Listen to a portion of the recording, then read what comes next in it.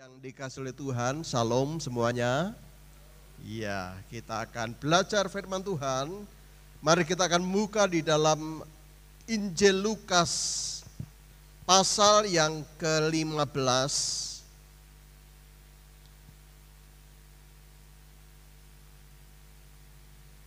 Lukas pasal 15 ayat yang ke-11 sampai ayat yang ke-21. Ya. Akan saya bacakan, demikianlah firman Tuhan. Perumpamaan tentang anak yang hilang. Yesus berkata lagi, ada seorang mempunyai 2 anak laki-laki. Kata yang bungsu kepada ayahnya, Bapa, berikanlah kepadaku bagian harta milik kita yang menjadi hakku. Lalu ayahnya membagi-bagikan harta kekayaan itu di antara mereka. Beberapa hari kemudian anak bungsu itu menjual seluruh bagiannya itu, lalu pergi ke negeri yang jauh. Di sana ia memboroskan harta miliknya itu dengan hidup berfoya-foya. Setelah dihabiskannya semuanya, timbullah bencana kelaparan di dalam negeri itu dan ia pun mulai melarat. Lalu ia pergi dan bekerja pada seseorang majikan di negeri itu.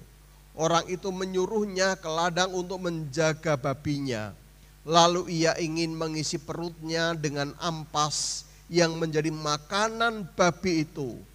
Tetapi tidak seorang pun yang memberikannya kepadanya. Lalu ia menyadari keadaannya. Katanya, betapa banyaknya orang upahan Bapakku yang berlimpah-limpah makanannya. Tetapi aku di sini mati kelaparan. Aku akan bangkit dan pergi kepada Bapakku dan berkata kepadanya, Bapa, aku telah berdosa terhadap surga dan terhadap Bapa. Aku tidak layak lagi disebutkan anak Bapa. Jadikanlah aku sebagai salah seorang upahan Bapa. Maka bangkitlah ia dan pergi kepada bapaknya. Ketika ia masih jauh, ayahnya telah melihatnya, lalu tergeraklah hatinya oleh belas kasihan.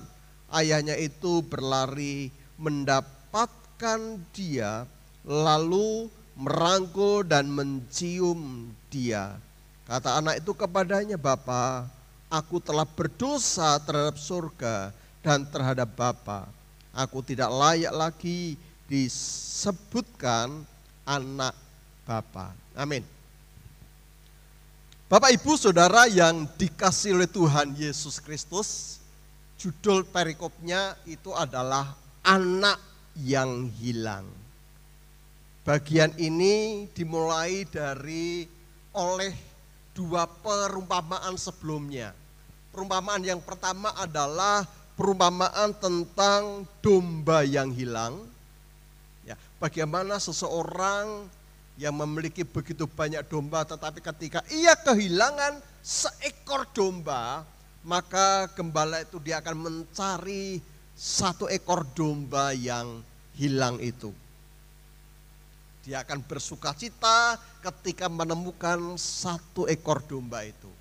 Kemudian di berikutnya dilanjutkan dengan perumpamaan, yaitu tentang dirham yang hilang. Dirham itu adalah mata uang Persia, mata uang emas dari Persia. Ini sesuatu yang berharga. Dan ketika seseorang kehilangan 1 mata uang itu, dia akan mencari di mana 1 itu berada. Ketika menemukan, maka dia akan bersukacita. Kemudian di ayat yang terakhir dituliskan, kalau 1 orang bertobat, maka malaikat surga akan bersorak-sorak. Baru yang ketiga ditulis di sini adalah tentang perumpamaan anak yang hilang. Nah, ceritanya itu seperti ini.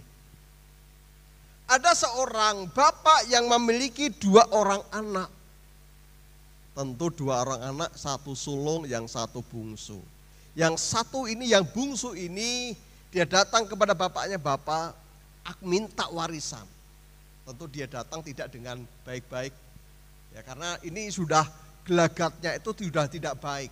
Dia minta warisan. Pada zaman itu kalau orang tuanya masih hidup dan dia minta warisan, itu sama halnya bahwa anak itu menganggap ayahnya sudah mati. Anak itu datang kepada bapaknya, "Bapak, aku minta warisan yang menjadi hakku." Kemudian bapak itu membagi warisan itu, 1 kepada anak yang bungsu dan 1-nya kepada anak yang sulung. Kemudian anak yang bungsu ini hari berikutnya dia menjual hasil warisan itu dan kemudian dia pergi ke negeri yang lain dan di situ dikatakan dia berfoya-foya, dia menghabiskan akan harta yang dia dapat dari ayahnya itu, dan hari berikutnya, waktu berikutnya terjadi kelaparan di negeri itu dan pemuda ini dia melarat. Ketika dia melarat, dia bekerja kepada seorang majikan karena situasi yang sangat sulit pada saat itu. Dia hanya bekerja untuk memelihara babi. Disuruh ke ladang untuk memelihara babi. Ketika dia di situ dia kelaparan, dia ingin memohon belas kasihan dari orang-orang di situ untuk bisa makan ampas yang adalah makanan babi. Itu pun tidak ada orang yang berbelas kasihan untuk dia mendapatkan ampas makanan babi itu. Tidak ada.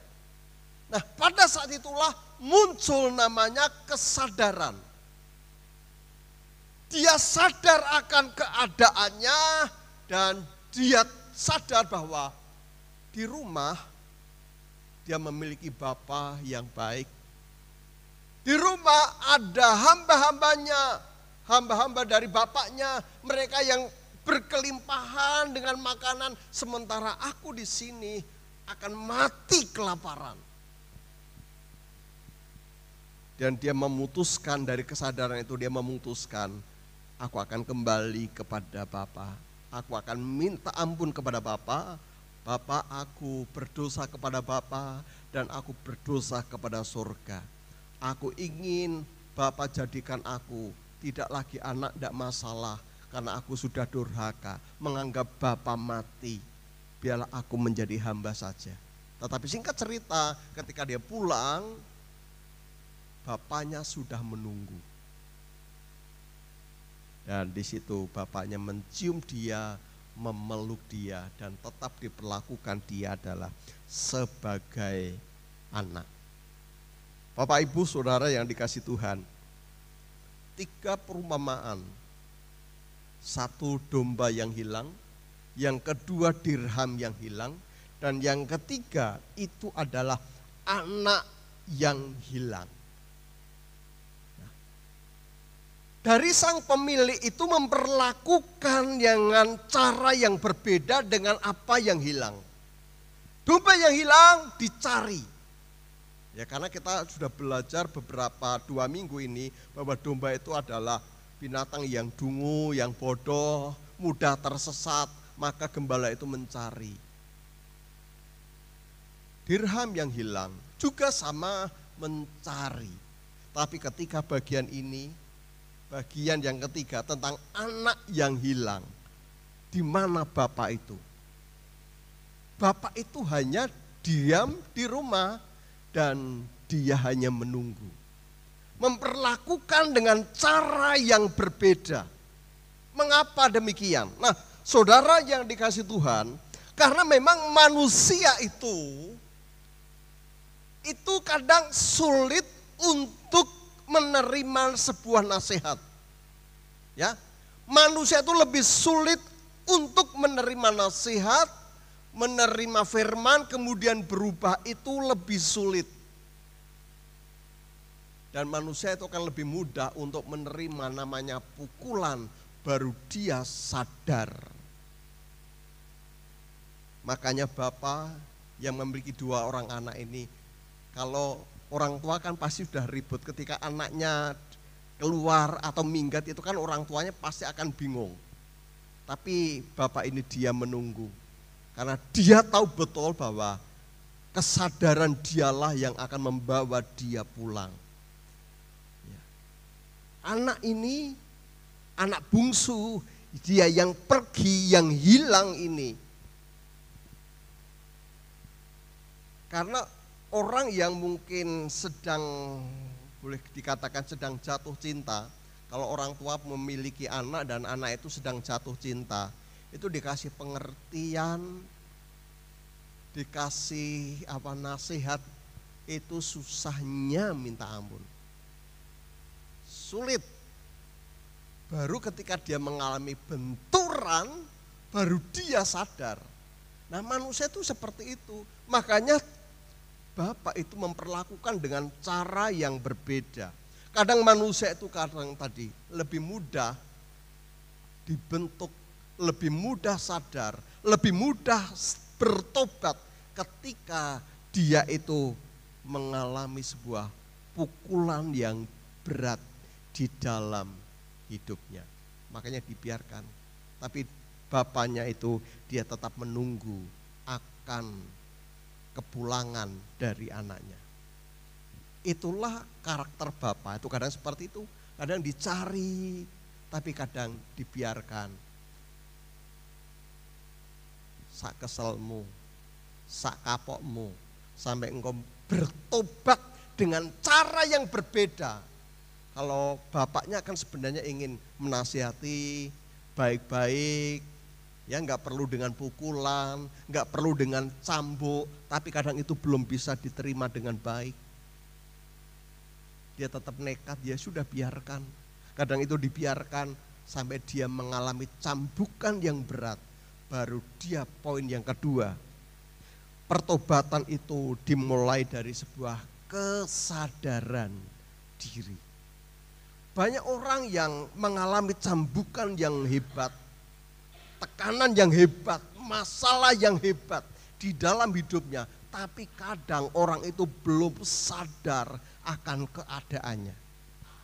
Ya, dia tidak sadar akan keadaannya bahwa semua itu penderitaan itu akibat dari pelanggaran terhadap kebenaran firman Tuhan. Kadang orang itu belum sadar. Pertobatan itu dimulai dari sebuah kesadaran diri. Ya. Seperti anak yang bungsu, ketika dia hanya ingin mencari makan dari ampas makanan babi, itu pun tidak ada orang yang berbelas kasihan, maka muncullah kesadaran diri, Bapakku, ya, dia memiliki semuanya. Hamba-hambanya saja mereka berkelimpahan. Mengapa aku ada di tempat ini? Kesadaran itu membuat orang ini, anak bungsu ini, aku harus kembali kepada Bapakku. Ya, kesadaran itu begitu penting.